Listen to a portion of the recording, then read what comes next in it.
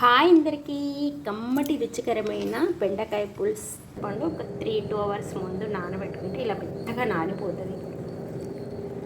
దీన్ని చింతపులుసు ఇట్లా పిసికి పులుసులాగా చేసుకోవాలి. 1/2 కేజీ బెండకాయలు ఇలా పెద్ద పెద్దగా కట్ చేసుకోవాలి. కడిగి శుభ్రం చేసుకొని కాస్త ఆరిన తర్వాత కట్ చేసుకోవాలి. ఒక 5 పచ్చిమిర్చి, ఆనియన్, కరివేపాకు. ఆనియన్ మాత్రం రెడ్ కట్ చేసుకోవాలి, ఎందుకంటే పులుసు కాస్త చిక్కగా ఉంటే బాగుంటుంది కాబట్టి. ఆనియన్ వేస్తే చిక్కగా ఉంటుంది. మూకుల్లో ఆయిల్ వేసి వేడవని, ఆవాలు, జీలకర్ర, మినపప్పు అవి వేగినాక పచ్చిమిర్చి ఒక 4 చిన్నగా తరుక్కున్న ఆనియన్, కరివేపాకు కూడా కొంచెం కలపాలి. కలిసేలాగా ఆనియన్, పచ్చిమిర్చి వేగిన తర్వాత చిన్న స్పూన్ అల్లం, చిన్న స్పూన్ పసుపు మొత్తం కలిసేలాగా కలుపుకోవాలి. పులుసులో కమ్మని రుచినిచ్చే జీలకర్ర మెంతుల పొడి ఇది వేస్తే అయితే చాలా టేస్టీగా ఉంటుంది. పులుసు 1/2 స్పూన్ వేయాలి.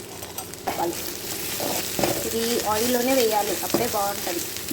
బెండకాయలు ఇలా పొడవుగా కట్ చేసి పెట్టుకొని ఇవి వేసుకోవాలి. ఆయిల్లో వేగనివ్వాలి.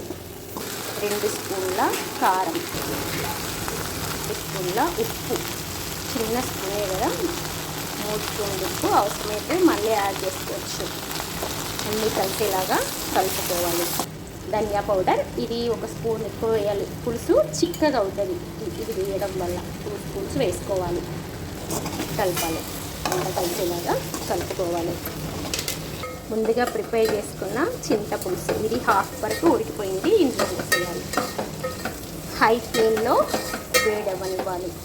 హై ఫ్లేమ్లో పెట్టాం కదా, ఇలా ఉడకనివ్వాలి. ఉడుకుతుంది. 20 మినిట్స్ 15 మినిట్స్ ఉడికిందనుకోండి, చిక్కగా అయిపోయి వాటర్ అంతా అబ్జర్వ్ చేసుకొని ముక్కలు పులుసుని పట్టుకొని చాలా టేస్టీగా తయారవుతుంది కూర. ఉడకనిద్దాం కాసేపు. కొంచెం ఫ్లేమ్ తగ్గించాలి, మిడిల్ ఫ్లేమ్లో పెట్టి ఉడికించాలి. హై ఫ్లేమ్ నుండి మిడిల్ ఫ్లేమ్కి తగ్గించాలి. కూర దాదాపు ఆల్మోస్ట్ అయిపోయినట్టే. బెండకాయలు కూడా ఉడికిపోయాయి. చూడండి, బెండకాయలు కట్ చేస్తే ఏమవుతుందంటే నుజ్జు కాకుండా అట్లా నీట్గా అట్లనే ఉంటాయి. బెండకాయలు ఎప్పుడు కానీ బెండకాయ పులుసుకి పెద్దగా కట్ చేసుకోవాలి.